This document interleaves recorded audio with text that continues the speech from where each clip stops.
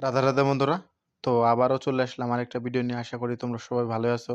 আর আজকে হলো বাড়িতে একাই আমি। তো তার জন্য হইলো আমি ১ম এই হইলো ঘুম থেকে উঠেই হইলো শরীরচর্চায় লাগছি। মিনস আমি তো হইলো বাড়িতেই নিজের শরীরটা হইলো ফিটনেসটা ঠিক রাখার জন্য আমি হইলো ওয়ার্কআউট করি।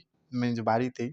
তো ওয়ার্কআউট করতে হইলো বৌদি আমারে মেসেজ করছিল যে সেটা হইলো ফ্লোরে একটু ইসে দিয়ে দিস। ঠিক আছে? তা আমি বলছি, "ঠিক আছে বৌদি, হয়ে যাবো গিয়া।" মানে ফ্লোরটা হইলো পরিষ্কার করার জন্য বলছিল। পোছা লাগায় দেওয়ার জন্য। তো আমি বলছি, "ঠিক আছে।" তো এমনি তো আমি বাড়িতে একাই। আর বৌদি কইলো যে, "তুই যা ইচ্ছা তাই বানায়া খাবি আজকে।" ঠিক আছে? তো তার জন্য হইলো তো আমি একদম হ্যাপি অনেক।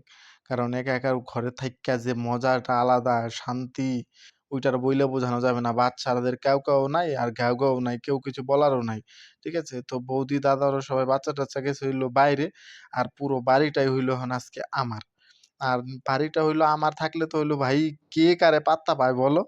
তো এই যে ১ম এ আমি হইলো ওয়ার্কআউট কইরে নিতাছি। কারণ ওয়ার্কআউট করতে হইলো অনেক কষ্ট।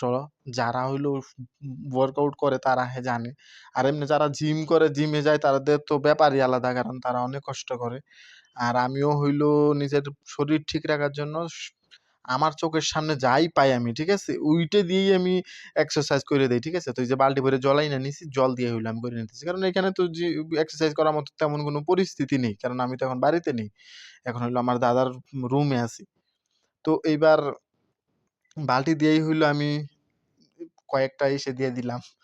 আর বাল্টি দিয়েই হইলো আমি ব্যায়াম মিনস কখনো যখন যদি আমি কোনো জায়গাতে ঘুরতে যাই, যেন কোনো হোটেল-টোটেলে থাকি তাহলে হইলো ওখানে তো বাল্টি থাকে। তো বাল্টি দিয়ে জল ভইরা আমি এক্সারসাইজ করে নেই। আর এই যে এই কাজটা হইলো করতে আমি ভাবতেছিলাম যে আমার মা, বৌদি ওরা, কাকিমা ওরা যে কত কষ্ট করে। এই শুধুমাত্র এই জিনিসগুলা করলে কাজ তারাই বুঝতে পারে যে কতটাই কষ্ট করে আমাদের বাড়ির মহিলাগুলা। ঠিক আছে? তো এইটাও একটা এক্সারসাইজ। তাদের জন্য হইলো আমার মা, কাকিমা, যারা হইলো ভারতীয় নারীরা তারা সবাই হইলো বডি ফিটনেস তাদের খুব ভালো। আর আমি ভগবানের কাছে প্রার্থনা করব তারা সবসময় শান্তিতে থাকুক, বডি ফিটনেস ভালো থাকুক। তারা হইলো আ সবসময় হ্যাপি থাকুক।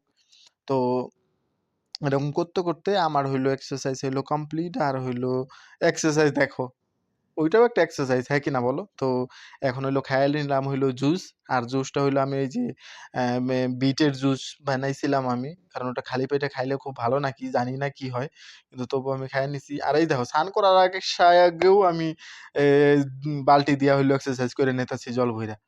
কারণ দেখো আমি তোমাকে বইলাই দিছি না যে আমি যেখানে যা পাই সেটা দিয়ে করে নেই। তো আজকে হইলো এই পর্যন্তই। এখন হইলো আমি রান্না-টান্না করুমু। আমার নিজের মন পছন্দের খাবার বানামু।